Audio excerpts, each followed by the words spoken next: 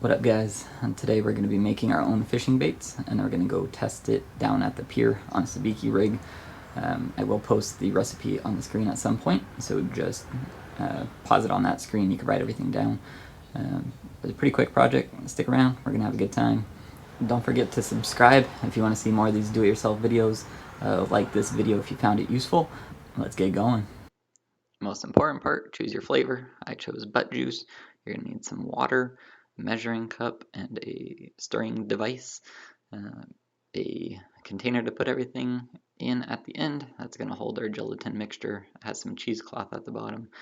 This is the gelatin I got off of Amazon. It's flavorless and it's going to make a lot of batches, so it should last a long time.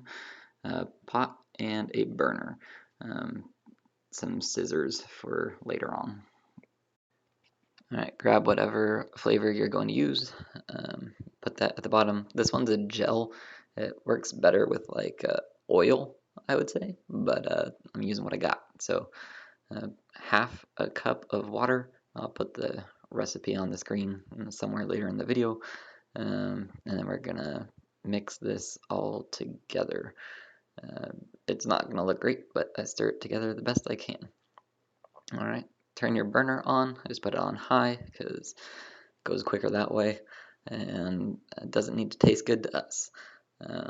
Finish mixing it up here, and then we're going to dump it into the pot and let it get to a boiling.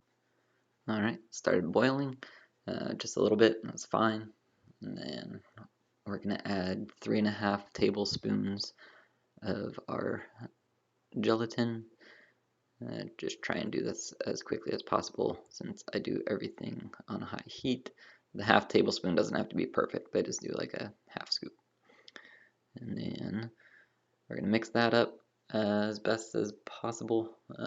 There's still going to be some chunks in it every time I've done this, but I don't really care. It's fish bait, doesn't have to be perfect. Those fumes shouldn't be toxic, but they definitely smell really bad. It smells like butt juice, to be perfectly honest. And then after we get this mixed together as best we can, I probably could have turned down the heat at that point, but I'll just take it off, and then we're going to pour it into our little container, and it has like just a layer of cheesecloth down at the bottom of it. Yum. Alright, go ahead and turn off your burner, and then I actually pour the excess water into the pot so that it doesn't get all burnt on there and stuck. It makes it easier to clean. And then we're just going to move around the gelatin, make sure that it's spread out evenly over the cheesecloth. Just poke it with my fork and make sure the cheesecloth is completely covered. And that's it. We're going to take this mixture, put it in the fridge for a bit, and we're good. I haven't noticed it smelling up the fridge either, so as long as you put the lid on it, it's not that potent with the lid on. So I'll check back with you guys in a little bit.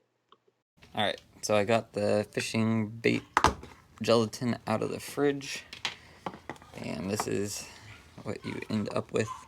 It wasn't even in there that long. This might have been like an hour or something. We're just going to take this, and I'm going to cut some pretty small pieces because I want to use this batch on a sabiki rig. You can leave it in this container if you want, but I prefer to just put it into a bag and then wash the container as quickly as possible. But I probably won't ever use this container for food again. We'll just leave it here for making the fishing bait because it seems to be like the perfect size for it to cover. Like it's the perfect thickness and everything. So just a small little bento box food prep container. So now we're just going to take this down to the pier and see what we end up catching. I'll post the recipe like I said I would, and if you want to see what we catch down at the pier, go ahead and just hit subscribe, like this video, and I'll get it posted up here shortly.